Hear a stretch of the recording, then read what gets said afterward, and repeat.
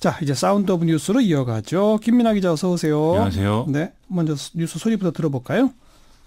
외부인 출입도 금지하고 거기서 누군가가 사진을 찍고 심지어는 온라인 게시판에 올리고. 있을 수 없는 일이죠.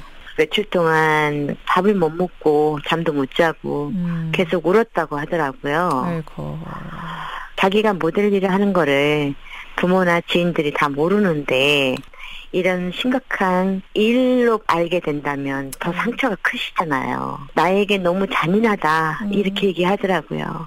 그러니까요. 그 사람이 사회생활을 할 수 없을 정도로 해놨잖아요. 예. 가해자가 당연히 처벌받아야 된다고 생각합니다. 저는. 네, 저희 CBS의 김현정 뉴스쇼 소리인데 어떤 인터뷰죠? 하영은 누드협회 회장이 나와서 이제 인터뷰를 하고 있는 그런 소리였습니다. 들으셨다시피 이 사건에는 강한 처벌이 좀 있어야 된다. 이렇게 강조를 하고 있죠. 그게 최근 화제를 모으고 있는 그 홍대 누드 모델 몰카 사건 그거죠? 그렇습니다. 그런데 이게 엉뚱하게 지금 무슨 남녀 대결로 번지고 있다는 기사가 많이 나와요. 이 가해자가 남성일 때는 경찰이 빠른 대처를 하지 않았는데 여성일 때는 범인을 구속까지 하는 게 성차별이다. 뭐 이런 주장인데요. 일부 인터넷 카페 등에서 이런 얘기가 나온다고 하거든요. 그런데 뭐 이런 목소리가 뭐 다수다 이렇게 얘기할 수 있는 상황은 아닌 것 같고 여성단체라든지 또는 뭐 성범죄 대책 뭐 이런 걸 얘기하는 단체 이런 데는 이제 뭐 대다수 빠른 수사 또 강한 처벌 이런 것들을 원한다 이런 입장을 내놓고 있는 상황입니다. 근데 뭐 일부라도 아무튼 이건 성차별 아니냐 이런 목소리가 나오니까 경찰이 직접 입장까지 표명했다면서요. 오늘 서울지방경찰청이 직접 설명을 했는데요. 이번 사건의 경우에는 여러 명이 함께 있는 대학 교실에서 벌어졌고 또 수사 대상도 수업 참여자로 특정할 수 있는 상황이기 때문에 수사가 신속하게 진행된 것이지 어떤 성차별에 의한 뭐 그런 것은 아니다라는 것입니다. 네. 하지만 그냥 아무 근거 없이 성차별이라는 주장이 나왔을까요? 그런 느낌을 갖게 된 어떤 배경이 있지 않을까요? 그렇습니다. 경찰이 지금까지 여성을 대상으로 한 뭐 여러 가지 몰카 범죄에 소극적으로 나서온 게 사실이기도 하고요. 또 그나마 검거된 어떤 범인의 어떤 그 내용들을 보면은 대다수 거의 98% 이상이 남성이었다. 이런 이제 그 보도도 있는 것이거든요. 예. 또 인터넷에 올라온 피해 사례들을 보면 그야말로 또 기상천외한 내용들이 많습니다. 일선 경찰이 피해자에게 뭐 이거 어차피 못 잡으니까 포기해라 뭐 이렇게 얘기를 한다든지 또 몰카 피해 화면을 더 정확하게 출력을 해서 갖고 와라 이렇게 시킨다든지 하는 2차 가해 행위들을 했다. 뭐 이런 얘기들이죠. 그래서 이런 과거에 대한 경험이 이번 사건에 대한 경찰 대응에 대해서 어떤 불만으로 표출되고 있다. 이렇게 볼 수 있는 대목이 있는 것 같습니다. 그런 대목들을 경찰이 스스로 좀 고쳐나가야죠. 그래서 신뢰를 회복해야 되겠죠. 그렇습니다. 당장 이제 고교 기숙사 몰카 사건 이게 시험대가 먼저 될 것 같은데요. 예. 유포 경로가 미국에 본사가 있는 SNS인 텀블러라서 이게 수사가 쉽지 않을 것 같은데 어떻게든 좀 엄정하게 대응하는 그런 모습을 보여줘야 될 것 같습니다. 또 개별 사건에 대한 대응 못지않게 중요한 게 일선 경찰관들에 대한 교육일 것 같은데요. 성범죄를 처리하는 과정 전반에서 지금 계속 2차 가해 행위에 대한 얘기들이 나오고 있거든요. 네. 이런 것들을 없애는 게 우선인 것 같습니다. 그렇죠. 자, 다음 뉴스는? 소리부터 한번 들어보시죠. 그 탈북 종업원 북송 가능성 내비친 통일부 보도가 있었고요. 그래서 그것이 잘못된 보도이고 통일부는 방송 내용에 대해서 면밀히 검토하겠다. 그런 말씀을 드렸고 그 지금 많은 탈북자들이 불안해한다 뭐 이런 얘기도 나오고 있는데 네, 제가 현재로서는 주말에 보도 자료를 냈습니다. 예, 그거 봤는데 그러니까 북송 가능성이 없다는 건지 북송 가능성을 아직 말할 수 없다는 건지 좀 말씀 부탁드리겠습니다. 좀 나중에 상황이 되면 알려드리겠습니다. 그냥 있는 그대로 봐주시면 될 것 같습니다. 제가 여기에서 그거에 대해서 해석할 만한 그런 입장은 아니고요. 기획 탈북 논란 그거죠? 그 지난 10일 날 JTBC가 이 문제를 관련 보도하면서 뭐 다시 화제가 된 상황인데요.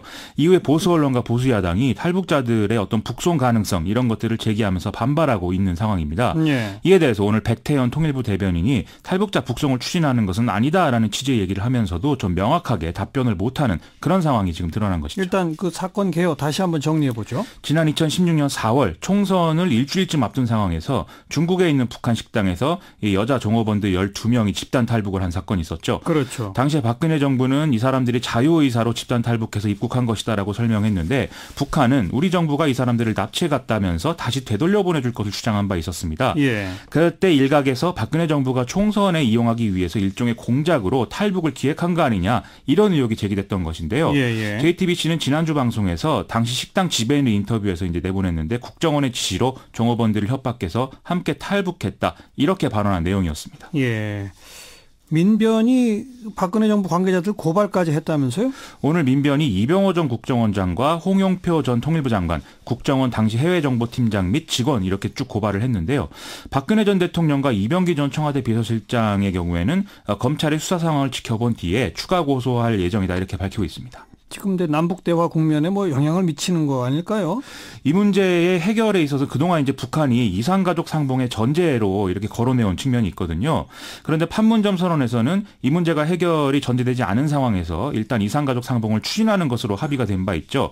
하지만 이렇게 논란이 계속 커지면 다시 또 북한의 어떤 구실이 될 그럴 가능성이 이제 없는 건 아닐 텐데요. 바로 그렇기 때문에 정부가 이 문제에 좀 조심스럽게 대처해야 될 필요가 있는 것 같습니다. 우선 빨리 여정원분들 한 명 한 명을 명담해서 정확한 사실을 밝혀서 공개하는 게 가장 중요하죠. 그렇게 좀 투명하게 추진하는 그러니까요. 게 가장 좋은 방법인 것 같습니다. 이것도 시간을 너무 끌어서는 안 되겠어요. 맞습니다. 자, 다음 뉴스는 청바지 입은 꼰대 이런 말이 지금 언론에 등장해서 화제입니다. 뭐요? 청바지 입은 꼰대? 그렇습니다. 이게 한국의 기업 문화를 고치려는 노력들이 있는데 결국 무늬만 혁신으로 귀결되고 있다. 이걸 자조적으로 표현하는 말이라고 합니다. 예. 이 대한상공회의소가 컨설팅 업체 맥킨지와 함께 조사한 결과를 보면 이런 내용들이 확인이 된다고 하고 있습니다. 어떤 결과예요? 조사 결과가? 이 보고서는 이제 2016년에 1차 보고서를 발표한 이후 상황들을 쭉 반영해서 다시 작성한 보고서인데요.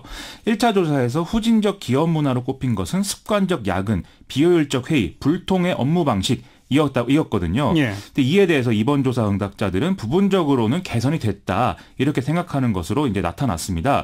다만 이제 그 기업 문화 개선 효과를 체감하느냐 이 질문에 대해서는 일부 변화가 있지만 개선된 것으로 볼 수는 없다. 이 이벤트성으로 전혀 효과가 없었다. 이런 이제 부정적 의담이 87%를 넘었다고 하는 것이고요. 예. 또 이거에 대한 평가를 표현하는 언어에 대해서도 뭐 무늬만 혁신, 재미없음, 보여주기, 청바지 입은 꼰대, 비효율 뭐 이런 단어들이 쭉 나왔다는 것이죠. 예. 또 오히려 이런 활동이 대증적 처방에만 치우쳐져 있어서 조직원들에게는 피로와 냉소를 나타나게 했다. 이런 내용도 포함되어 있습니다. 그러니까 기업 문화 바꾸자고 했더니 청바지를 입긴 입는데 그죠? 양복 벗고 청바지는 입는데 여전히 꼰대다. 뭐 그렇죠. 이런 표현이.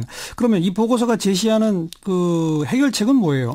4대 개선 과제를 제시하고 있는데요. 빠른 실행 업무 프로세스, 권한과 책임이 부여된 가벼운 조직 체계, 자율성에 기반한 인재 육성, 플레인 코치형 리더십 육성 뭐 이런 건데 한마디로 하자면 뭐 우리 기업들이 지금 효율적으로 조직을 운영하는 방법을 잘 모르고 있기 때문에 이걸 스스로 익혀야 된다 뭐 이런 얘기인 거죠. 근데 이것도 뭐 중요하고 물론 일리 있는 얘기이지만 직장인들이 변화를 체감하기 위해서는 일단 실질적인 좀 노동 환경 개선이 같이 동반이 돼야 이런 것들도 좀 효력을 발휘할 수 있다. 이런 말씀 드리고 싶습니다. 그렇죠. 자, 5.18 앞두고 오늘 송영무 국방부 장관이 광주에 갔다면서요? 오늘 송정역에서 5월 3단체 회장단과 면담을 했는데요. 이 5월 3단체란 5.18 민주화운동 관련 유족회, 부상자회, 구속 부상자회 등인데 이제 9월 달에 이 5.18 이제 이 특조위가 생기면 거기서 최근에 제기된 어떤 성폭행 문제라든지 이런 것들을 다 조사할 것이다. 이렇게 좀 이런 취지의 발언들을 쭉 했습니다. 예. 원래는 5.18 묘지를 참배한 뒤에 면담을 할 예정이었는데 이 참배는 논란 끝에 좀 취소가 된 그런 상황입니다. 왜 취소됐어요? 시민단체들이 묘지 입구에서 서주석 국방부 차관 사퇴를 요구하는 집회를 열었기 때문인데요. 어허. 국방부는 이 묘역을 참배하면서 좀 경의를 표하는 게 목적이었는데 이 집회 때문에 행사 성격이 변질될 우려가 제기돼서 부득이하게 취소했다. 이렇게 밝히고 있습니다. 서주석 차관은 왜 사퇴하라는 거죠? 이제 뭐 5.18을 왜곡하는 활동을 과거에 했다라는 얘기인데 1988년에 국방부 내에 이른바 5.11위원회라는 게 생기거든요. 이건 이제 국회가 5.18 민주화운동 진상조사의 청문회를 열기로 하면서 여기 대응하기 위한 비공개 조직으로서 설치가 된 것이었는데 예. 당시에 서주석 차관이 한국국방연구원 소속으로 여기에 참여를 했다. 이 얘기인 거죠. 아하. 지난 2월 달에 의혹이 제기됐는데 서주석 차관은 당시에 이제 사과를 한 바 있습니다. 송영무 장관은 그래서 이 차관 사퇴 주장에 대한 입장은 뭐예요? 일단 9월 출범한 5.18 진상규명이 활동에 서주석 차관이 걸림돌이 될 수 있다는 우려를 충분히 알고 있지만 자신이 장관 자리에 있는 이상은 염려할 필요가 없다. 이렇게 좀 안심시키는 발언을 했는데요. 또 이달 안에 버스를 제공할 테니까 국방부로 와서 하고 싶은 말씀 다 하시라. 이런 얘기를 하기도 했습니다. 그러니까 해임하겠다는 건 아니네요. 그렇습니다. 서주석 차관은 참여정부에서 안보수석 비서관을 지낸 바 있고요. 당시에 전시작전권 조기 환수를 포함한 국방개혁 2020 등의 기본 작업을 주도한 바도 있거든요. 그래서 차관에 임명될 때도 현재 군 내부에 좀 반발이 있었다고 하는데 문재인 대통령이 이런 좀 국방개혁의 적임자다라고 생각해서 밀어붙였다. 뭐 이런 보도도 나온 바 있습니다. 예. 즉 지금도 국방개혁을 주도해야 하는 인물의 어떤 위상을 가지고 있기 때문에 해임을 결정하기는 일단 쉽지가 않을 텐데 뭐 오해가 있다면 풀고 또는 뭐 추가 조치를 해야 될 필요가 있다면 좀 과감하게 하는 그런 필요성이 좀 있는 것 같습니다. 여기까지 수고하셨어요. 고맙습니다. 김민아 기자였습니다.